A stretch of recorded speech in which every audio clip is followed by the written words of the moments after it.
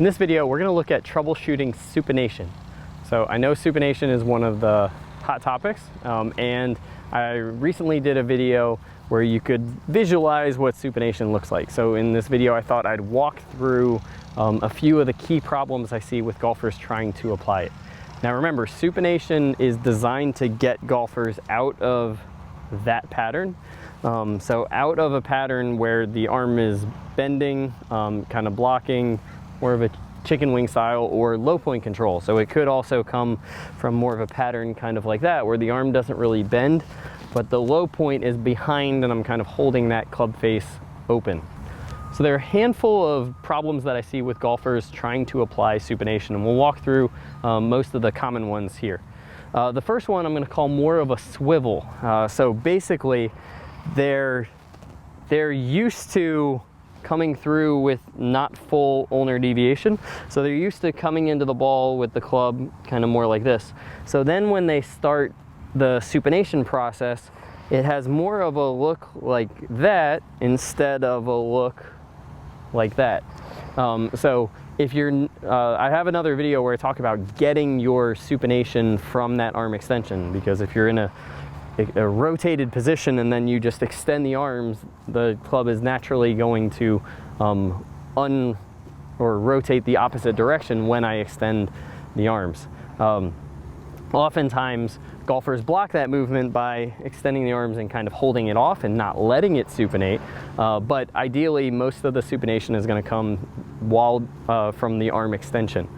So if you're not getting full unhinged, which is part of that arm extension, then the club will get steep when you go into more of a supination pattern, and you'll tend to have kind of clunky chunk misses like that. The second pattern that's very similar is doing it more from the shoulder. So basically doing more of a shoulder internal rotation kind of like this, instead of getting it mostly from the forearm. So that will look similar to that first pattern, except I might have that good early extension, or sorry, ulnar deviation, and then I might, if I do it more from the shoulder, still from that position, hit more of a pull style shot, where I'm just getting a little steep and rotating it through, kind of like that. So doing it more from the shoulder and instead of from the forearm or from the wrist. The next one I think is probably one of the most common, which is doing it right at the golf ball, getting to maximum supination right at the golf ball, instead of trying to finish the supination at the end of the release. Many golfers, like say a Jordan Spieth, who looks like he's kind of holding it off, reaches a high level, over 100 degrees of supination, if I remember correctly. But he reaches his maximum supination way up here. Now you might be thinking, well, why does it matter what I'm doing up there? Well, what you're doing up there reflects the movement pattern that you did through the ball.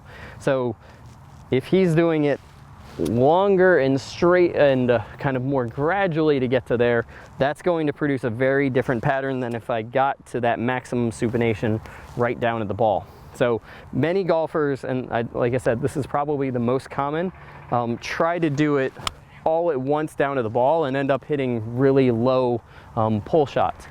The cousin or the similar pattern to that is stalling the body instead of having the body continue to rotate through with that supination. So on the next one, I'm just going to let the supination continue all the way up until here, but I'm making sure that when I get to that position, my body is facing the target.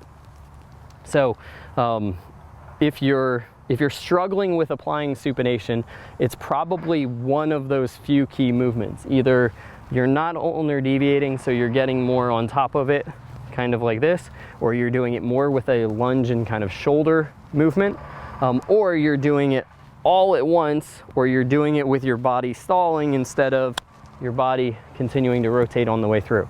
If you work on getting that smooth supination matched with the body rotation on the way through, it tends to keep the path going wide longer, tends to really improve low point contact, tends to be a little bit more repeatable. So hopefully this helps you if you're struggling with getting some width in the follow through because of lack of supination.